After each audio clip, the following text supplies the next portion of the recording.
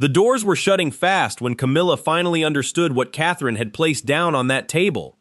It wasn't jewelry or old photographs or some secret love letter that someone wanted hidden away. What sat there were 11 pages tied together with a faded blue ribbon. The very last page had a signature, and nobody in that room expected to see it. William stayed calm and didn't shout. "Shut every single door," he commanded. "Nothing, absolutely nothing, leaves this room." The guards moved in seconds. One door closed, then another. Camilla spun toward the hallway, but the last exit disappeared right before she reached it. That's when Catherine spoke the 6 words that flipped everything that night. "You triggered the wrong clause, Camilla. 36 hours before all of this went down, none of these people even knew such a clause existed. At least, that's what Camilla thought." The story started at 6:42 on a wet Tuesday night, when a black government vehicle drove through the private gates at Clarence's house. Inside was a man who wasn't on the official visitor list. He wasn't some politician or palace worker. His name was Martin Ashcombe, and he was a lawyer who handled royal property problems. This man's company had dealt with messy royal disputes quietly for nearly 40 years. He carried no briefcase with him, only a narrow red folder tucked under his jacket. The entire meeting took just 17 minutes, but then things got interesting. The people sitting in that room were shocking. Camilla showed up with her personal assistant and 2 people responsible for managing royal property, but Charles wasn't there, William wasn't there, Anne didn't show up. Most strange of all, Edward wasn't invited, even though this property had been tied to his name for more than 20 years. The official story they told was boring. Just an old paper review. Some documents needed organizing. Several royal homes needed fresh management structures. Nothing shocking or wild. But here's where it turns suspicious. At 7:03, Ashcombe left that room, and he didn't take the red folder with him. Camilla kept it instead. 3 minutes after Ashcombe walked out, something bizarre happened. A staff member got an instruction that made 0 sense. 4 sealed boxes needed to be moved from a secure storage area at Windsor before 8 o'clock the next morning. Not opened. Not checked. Just removed. The employee wanted to know where these boxes were going. The answer came back quick. Temporary safekeeping. But that made someone wonder. Safekeeping from whom? By midnight, Catherine got something shocking. A photograph arrived from an unknown phone number. No message. No explanation, just one image. It showed the 4 boxes lined up next to a service lift. Each box had the same handwritten label on it. Ravensmere. Catherine stared at that word way longer than she expected to. She'd heard it before. Everyone in the family had. Ravensmere was this huge country property surrounded by nearly 2,000 acres of woods, farmland, and little cottages. But one thing made it different from the other royal places. Nobody could agree on who actually had control of it. Charles had gone there for quiet time. Anne had held charity events there. Edward had overseen work on the chapel and stables, plus something called an abandoned veterans residence on the north side. Camilla's side of the family had visited a few times, but the property had never been officially given to anyone. It just sat there. Waiting. Catherine enlarged that photograph. One box was facing backward. The label on the bottom was now visible. Private testamentary instructions. Do not transfer. Wait. Do not transfer. So why were all 4 boxes sitting next to a lift? Catherine called William. He didn't answer. She tried again. Nothing. She reached for his protection officer, but before that call went through, the unknown number sent another photograph. This one was worse. It showed a single document on a desk. Most of the page was hidden under that red folder, but one line was visible. Reclassification shall take effect upon acknowledgement by the reigning sovereign's household, not the reigning sovereign. The sovereign's household. That tiny difference changed everything. It meant someone might not need Charles's personal signature. They might only need an official acknowledgement from the right office. So whose office had done that less than an hour before? Camilla's. Catherine finally got William at 12:18. He was coming back from something when she said just one word. Ravensmere. Silence. Then William asked, "Who told you?" Catherine looked at that unknown photograph again. "I don't know," she said. That should have ended the conversation. Instead, William gave orders. Don't confront anyone. Don't call my father. Don't tell staff. Meet me at Kensington at 7 o'clock. Catherine had questions. Why Kensington? Why not Windsor? Why not Clarence House where the documents were? William's answer made things darker. Because somebody expects us to go to Windsor. At 7:10 the next morning, those 4 boxes got loaded into an unmarked vehicle, but they never reached Clarence House. Halfway across the grounds, the driver got new instructions. The boxes were heading to Kensington Palace now. That order seemed like it came from William's office. But it didn't. Someone had copied his official format. Someone had put in his electronic approval. Then someone sent the order through a junior staff member who had no reason to question it. The boxes were being diverted. But who was doing this? At 7:26, Camilla's personal assistant found out about the change. She made one phone call. The vehicle stopped. For 9 minutes, 4 different royal offices fought about where these boxes should go. Windsor wanted them back. Clarence House said it had authority over the review. Kensington said it never sent any transfer request. Then a 5th instruction came through. Send them to the Royal Archive. That order had Charles's initials on it. The boxes changed direction again. Except Charles hadn't signed anything that morning. He was still sleeping when his initials started moving royal property across London. By the time Catherine got to Kensington, William was standing beside a long table, covered with copies of all these transfer instructions. He looked furious, but he wasn't shocked. That bothered Catherine. "You knew this could happen," she said. William didn't deny it. He opened a drawer and took out a small brass key. "This arrived 3 weeks after my grandmother died. The key had no tag, no official seal, just the letter R carved next to the handle. Ravensmere. William had never used it. He didn't even know what it opened, but the note that came with it had one serious warning. If the household begins moving the papers, do not follow the papers, follow the witness. The witness, not the lawyer, not the trustees, not Camilla. Someone else had seen the original arrangement, someone whose name never showed up anywhere. Catherine looked at those copies again. There were 2 lines at the bottom of the reclassification document where witnesses should sign. The first one was covered. The second one was empty. They didn't have a finished agreement. They had half of one. So why was Camilla moving those boxes like the transfer was already complete? Because the signature she needed wasn't in those boxes. It was somewhere else. At 9:05, Catherine walked into a private room at Windsor carrying nothing but those mystery photographs. Princess Anne was already there.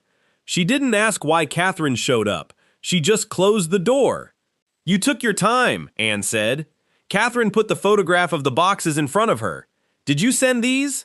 Anne looked at the image but said absolutely nothing. That silence was the answer.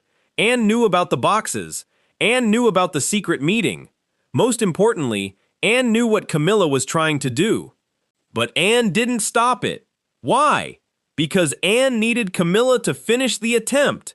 The clause couldn't be revealed until someone officially tried to use it. That was the trap. Anne walked across the room and opened a small cabinet behind a framed photograph of Elizabeth. Inside was a sealed cream envelope. The front had one handwritten note, "For Catherine, if Ravensmere is contested. Not William, not Charles. Catherine." Anne handed it to her. But before Catherine could open it, Anne grabbed her wrist. "Once you read this, you cannot pretend this is all a misunderstanding." That's when Catherine realized this wasn't about Camilla wanting a bigger house for her family. This wasn't even about the property itself. This was about what came with it. Ravensmere had several private buildings, a bunch of family letters and documents, historic trust rights, and something way more dangerous. Control of a charity foundation set up under George VI. This foundation had valuable land, but it had one specific purpose: housing and healing for military veterans who were wounded. Years earlier, several buildings got shut down for renovation. The project stopped. Money sat unused. Whoever had control of Ravensmere could restart the foundation. They could pick the trustees. They could approve the renovation contracts. And here's the big part. They could decide which family member became the public face of it. It wasn't just about owning property. It was about power. It was about leaving a mark. It was about having a permanent royal role. Now things started to make sense. Almost. Catherine opened the envelope. Inside was a short letter from Elizabeth written 11 months before she died. It said Ravensmere had been put under a special family settlement. The person who would get it was not Charles, not Edward, but there was one big condition. Edward would get full control only if the current monarch formally confirmed that no other household had tried to redirect the estate. That should have protected him. But instead, it created an opening. If Ravensmere got reclassified before that confirmation, the old settlement might become inactive. Camilla wasn't trying to steal an inheritance after it was already given to Edward. She was trying to change the estate before Edward's rights even started. That difference was cold, precise, and almost impossible to undo. But Elizabeth had seen this coming. The final paragraph had another clause. Any unauthorized attempt to redirect Ravensmere would immediately give Edward full stewardship without needing approval from the reigning household. Camilla's attempt wasn't weakening Edward's claim. It was activating it. She had triggered the wrong clause. Now Catherine understood why she didn't confront Camilla right away. Camilla still believed she was winning. Catherine needed her to say it out loud. Catherine needed witnesses. Catherine needed that red folder opened in a room where it couldn't disappear. The most brutal part wasn't about the inheritance, it was about who had quietly been helping Camilla get this far. At 2:40 that afternoon, William invited Camilla to Kensington for what he called an urgent discussion about Charles's schedule. Camilla said yes way too fast. She got there at 5:55 wearing a dark green coat and carrying that red folder herself. That was the first surprise. The second surprise came when Edward walked through another door. Camilla stopped moving. Why is he here? William didn't respond. Anne showed up 2 minutes later. Then the trustees. Then Martin Ashcombe, that lawyer from Clarence House. Camilla's expression shifted. Not fear, calculation. She looked around the room, counted everyone there, then put the red folder down on the table. "You've made this more complicated than it needed to be," she said. Catherine stayed near the window. "Then this should be simple to fix." Camilla opened the folder. Inside was the reclassification agreement. 11 pages. A new management structure for Ravensmere. New trustees. New residential arrangements. A section that let members of the Queen's extended family live in 2 cottages on the south side. No names were written, but everyone knew who she meant. William turned to the last page. Charles's signature was right there above the date. The room went completely silent. Edward looked at Ashcombe. The lawyer adjusted his glasses but didn't say anything. Camilla had Charles's signature, or so it seemed. William asked the only question that mattered. When did my father sign this? Camilla didn't flinch. Before his medical appointment on Monday. William put another sheet down beside it. Charles's official calendar. Monday morning, he was under medical supervision from 8:15 until afternoon. The document said he signed at 10:40. Camilla's personal assistant moved forward.